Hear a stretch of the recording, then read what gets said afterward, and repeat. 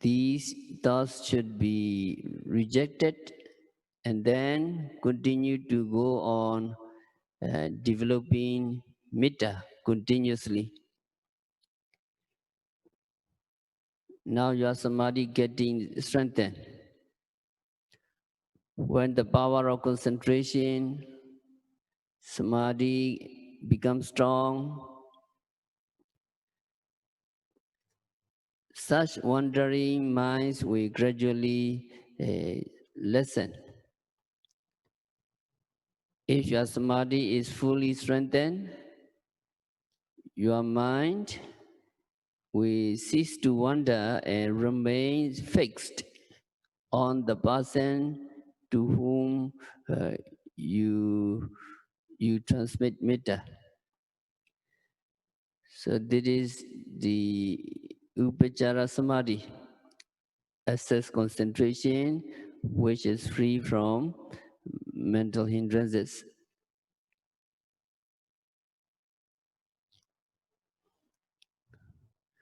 When this upachara samadhi, access concentration becomes strong and keen, your mind will dwell fixedly on the recipient of metta as if it is drifting and floating along the stream in your dream. However, the mind may stay on only for a moment in the first instance.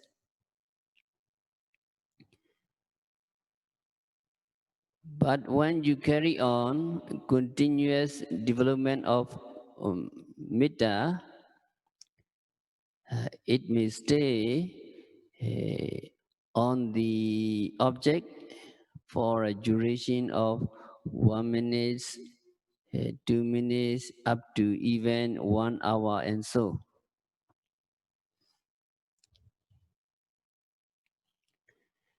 And when thus absorbed in mindfulness of metta, despite the environmental effects of object, your mind does not make short go to other object, but we remain firm, stable, and gets implanted on the person who received the metta, wishing him happiness. At that moment, piti, rapture feeling will also become conspicuous.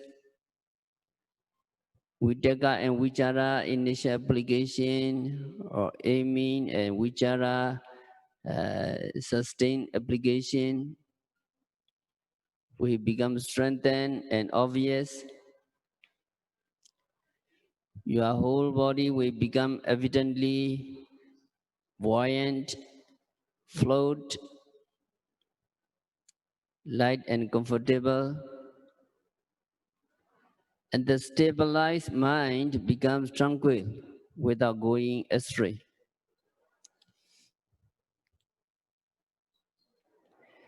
This tranquility of mind with particularly obvious manifestation of vitaka, vichara, piti, sukha.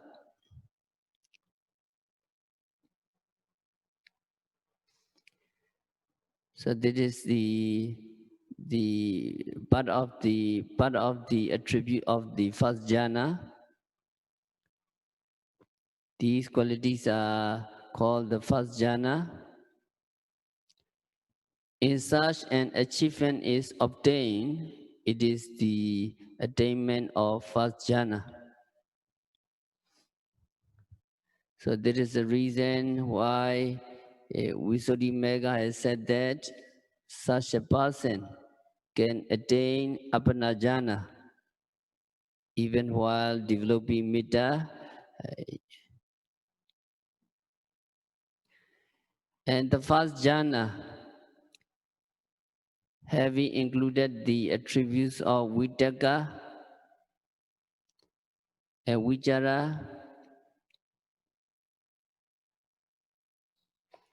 is not as strong and vigorous as should be.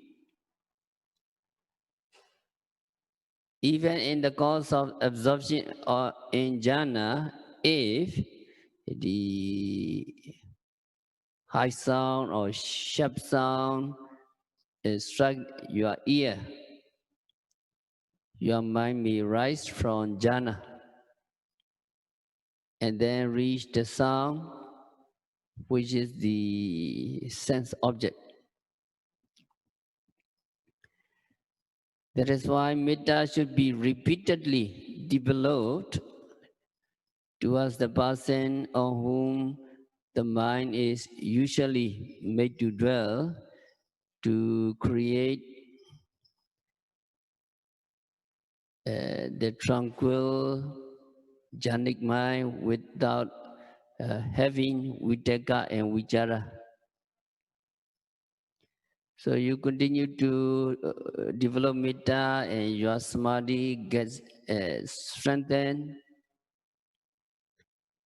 Piti and sukha, extreme joy and rapture, together with the calmness of the mind, which are far more increasingly better, we occur without making effort to let your mind incline and reflected towards the object. So this is the achievement of second jhana. In the second jhana, there is no vitakka and vichara, only just piti, sukha, and ekaggata.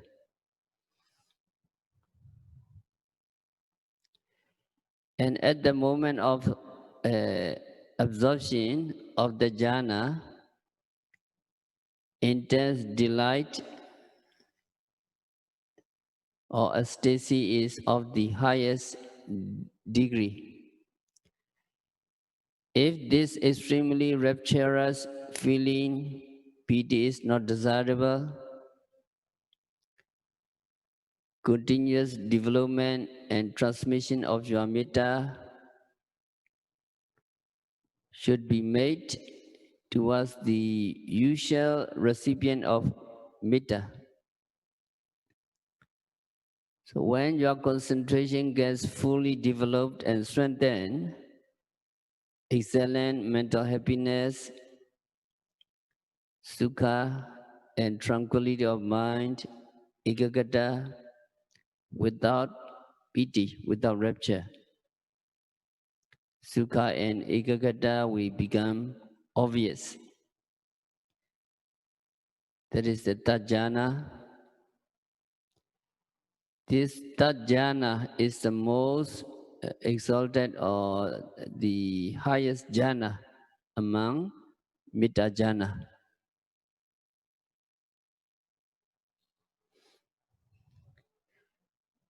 Either after achieving the jhana or before achievement of the jhana, if it is desirable to develop metta equally balanced towards all beings,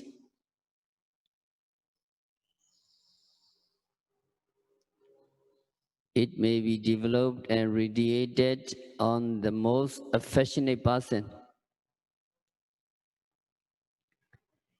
It would be much better to develop and transmit metta after the attainment of jhana rather than before the attainment of jhana. And then purifying form of metta can occur easily.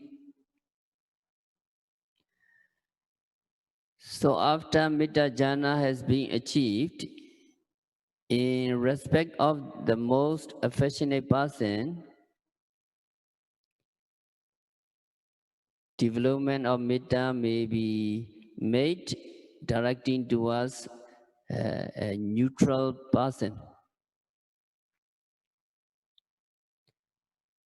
After such an achievement of jhana for the sake of a neutral person, metta may be developed and bestowed upon a person who is an enemy, if there is any.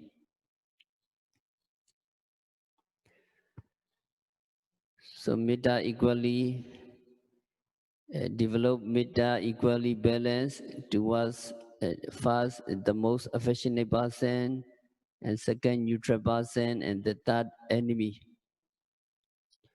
So in radiating metta towards different recipient one after another,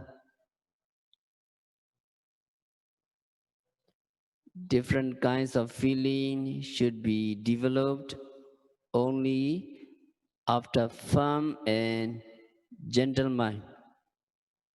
Kanla Citta and Mudu Citta, firm and gentle mind, has been kept going. That is what Visuddhimagga has stated.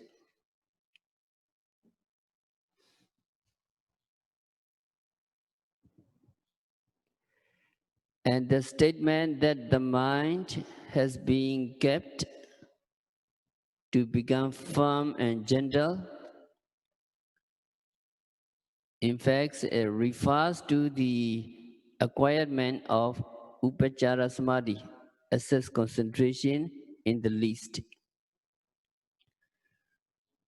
So the best method is to change the course of developing metta only after achieving the jhana.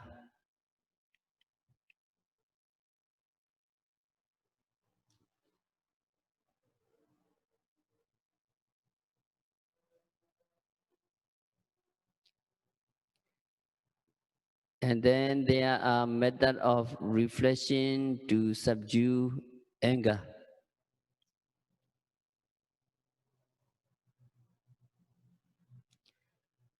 After repeatedly observing in jhana, that has been realized in radiating metta to this person, then by developing metta towards an enemy,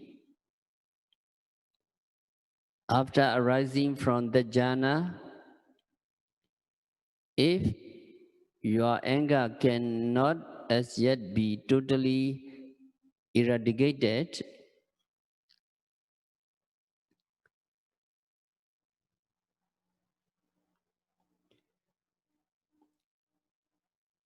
there is advice given to extinguish the burning anger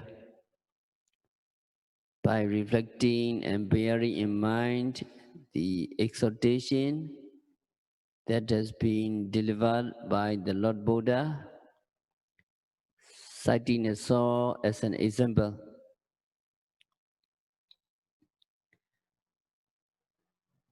So these are the ways to reflect upon. And you have to reflect upon in this way. Oh my dear yogi, are you angry? Lord Buddha has given exhortation as, O Bhikkhu, if one, for having suffered badly in the hands of the robbers, etc.,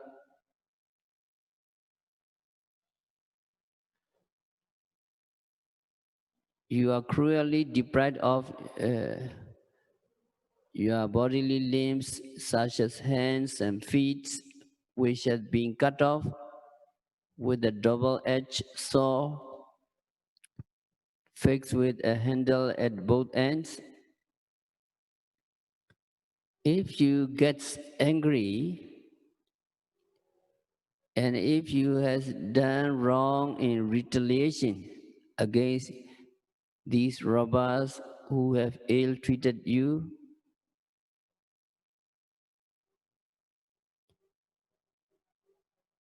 Buddha said, I say it is resisting my due admonition. So Buddha admonished that if you get angry, you do not follow the teaching of the Lord Buddha.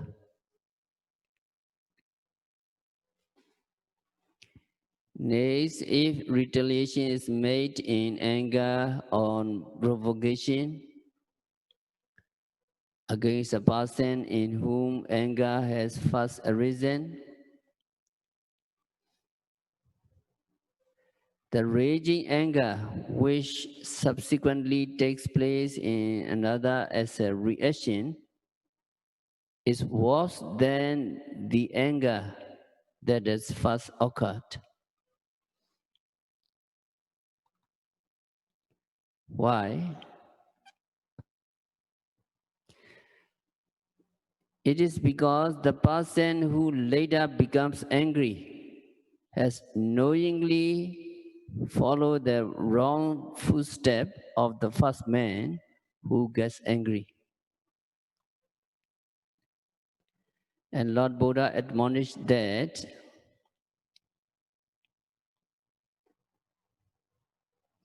a person who can tolerate an angry man, refraining himself from getting angry, is a victor, a winner in battle, which is hard to be won.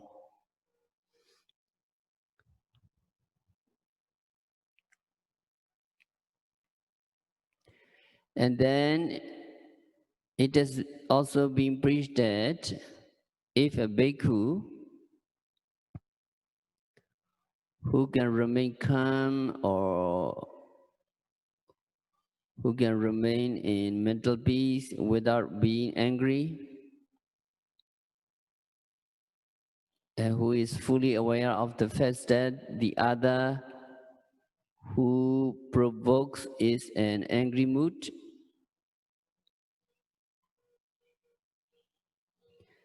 so that bhikkhu is a disciplined person for the benefits of his own self as well as for the benefits of the other people.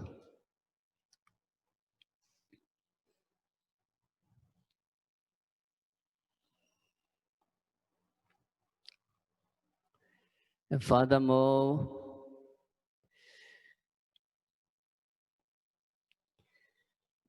out of the 7 kinds of behavior which the enemy would be pleased to see, the enemy would be pleased to see a change in the facial expression of an angry person who looks suddenly becomes ugly. There is one which the enemy would find agreeable. And a person who is inflamed with anger will not have a sound and peaceful sleep. This is also one of the likings of the enemy. And the person heated with anger is likely to lose his business deal, which might be badly affected. There is one which an enemy we find amusing. And a person who is dominated by anger may be lacking in riches, or he may not have enough of wealth and possession. This too is one which an enemy likes to see. And a person who is of a fiery nature and is prone to great anger is likely to have a shortage in the number of personal attendance. An enemy is rejoiced to find such a state of condition. And a person of anger, we now have a wide circle of friends. All the friends we run away because he is the type of anger. This also brings delight to an enemy.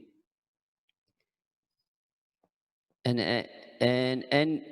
a person who is sensitive to anger and is furious cannot be reborn in Sukati. Sukati, an existence where happy condition prevail after his death. So he have to go to the Dogati.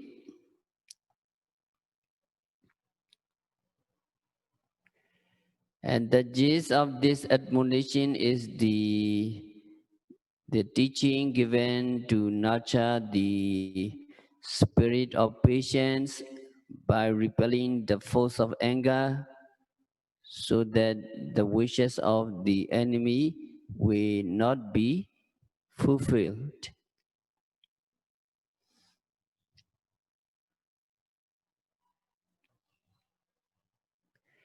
And next, it is not also true that preaching has been made in this way just as the firewood which is used in disposing of corpse by burning at the time of cremation is worthless for use in both the rural and urban areas. A bhikkhu who is greedy and committing vices with anger is deprived of both the benefits of enjoying sensual pleasures and of the accomplishment of morality, will not be worthy of respect, and we serve no,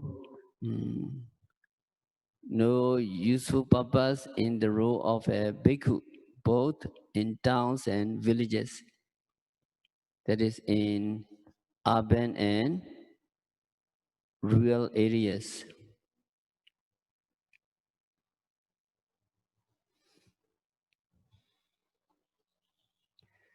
So in view of the above facts, if yogi is in anger, you may be regarded as a person who is disobedient to the noble instruction given by the Lord Buddha.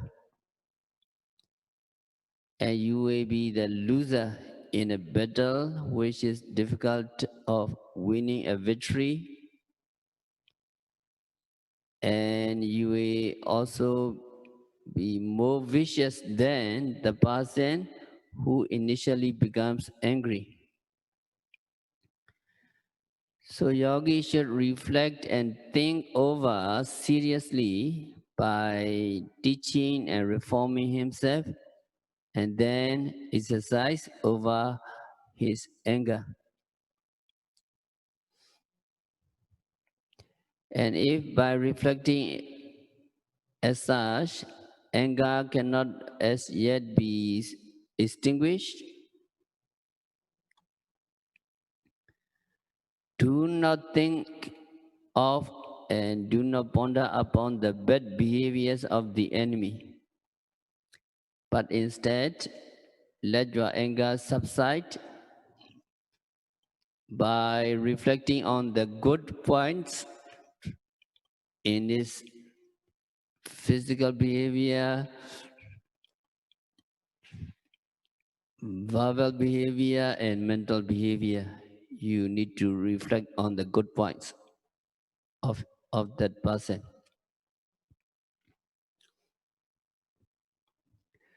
And still, if by reflection is stated, feeling of anger cannot as yet be subdued, You have to reflect upon in this way and put out the fiery anger which has arisen. And the manner of reflection is only mentioned in Visuddhimagga, and it is not to be found in other Pali and commentary. The relevant verses are exactly 10 in number, so we need to know the preaching relating to these verses very briefly. So according to the 10 verses, yogi should reflect. In the case of an enemy wishing to cause misery and suffering, injury can only be inflicted by him on your physical body. He cannot do harm against your mind. In spite of this, why do you want to do things to the likings of the enemy and cause mental distress, which the enemy himself is incapable of doing?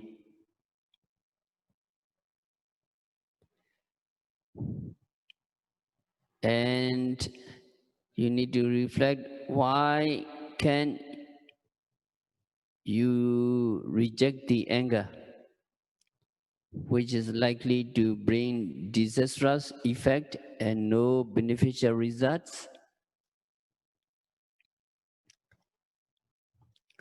Despite the fact that you have put on the yellow robes and you have become a bhikkhu,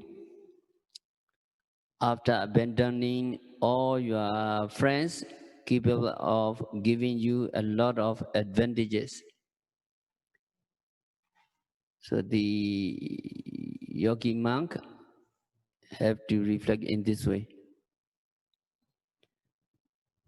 Another one is, you need to reflect, why do you entertain and caress the anger which is capable of wiping or chucking out fear and shame, patience, loving kindness and compassion, which are the basic fundamentals of morality, which you have personally observed. Where can such a fool as you are be found? You need to reflect like this. It means to say that you are the most silly person, since you have entertained the anger which can destroy and root out your own sila morality.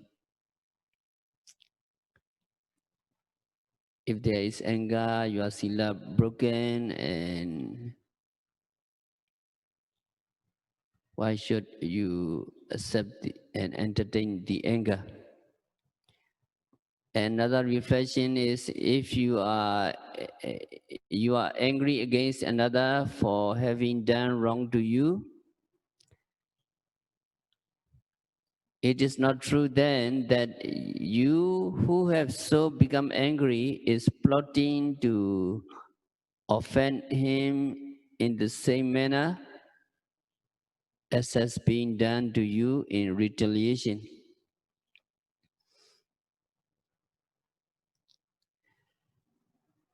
Another reflection is, it is most likely that any disagreeable act done to you by another is to stir up your anger, or rather to make you angry. Such being the case, it is not true that by yielding to your anger, it would amount to fulfilling the desire of another person.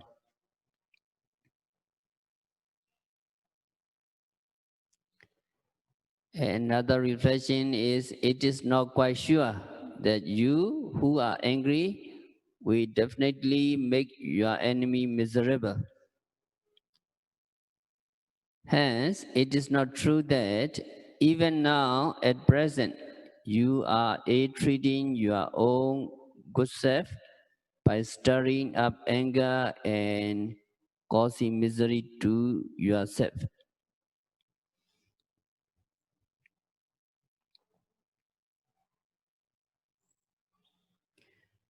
Another reflection is as the enemies are foolishly following the path of vice, which are unprofitable, as provoked by anger,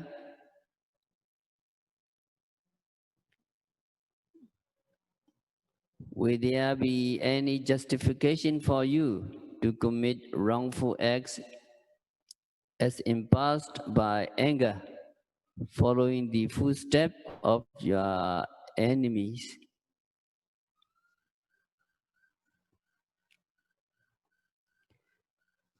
Another reflection is if any detestable and disagreeable deed is done to you by your enemy based upon anger, you should overcome this anger.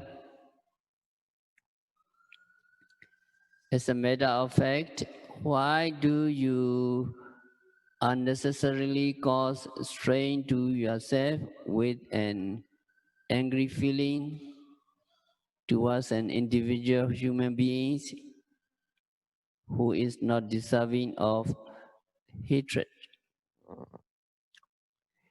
It means that you have done something wrong only at the dictate of anger, to whom you have become a slave. So this anger itself needs to be rejected. Another reflection is Rupa and Nama, mind and Metta are transient by nature, and Rupa and Nama, mind and Metta are occurring only for a moment, followed by dissolution instantaneously. Such Rupa and Nama, mind and Metta, which are seemingly thought as having done wrong to you, have already dissolved into thin air in an instant. These Rupa and Nama, mind and Metta, are no longer there. They have disappeared altogether. So at the present, could you pinpoint that mind and Metta in the person of the enemy with which you are angry? New Rupa and Namas which have subsequently occurred are not doing any wrongful act or harm to you. So those which are considered as having done harm to you have vanished. So there is no meaning in being angry with Rupa and Nama. It means that Rupa and Nama with which you are quarreling no longer exist.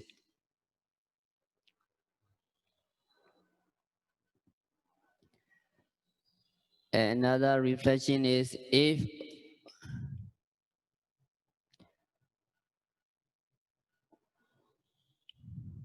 he is causing misery to the other, both the doer himself and the one who suffer are the prime factors.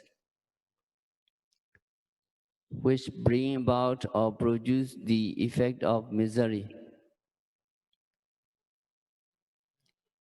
In other words, both of them, the doer and the person who suffer, both are responsible for the causation of misery. So if that is so, since you yourself are not free from blame for the cause of misery, why are you angry with the doer only? So both are responsible uh, in the case. So these are the summarized statement of the 10 verses translated in plain language as mentioned in the Visuddhimagga. The manner of reflection therein is extremely profound, and so reflection may be made as stated to extinguish the flame of anger. So we'll continue next week. We have to stop our discourse for today. And by practicing Metta Bhavana and by developing Vipassana meditation, may all yogis realize the real peace in the very near future. Sadhu, sadhu, sadhu. Now we do practice meditation for a while.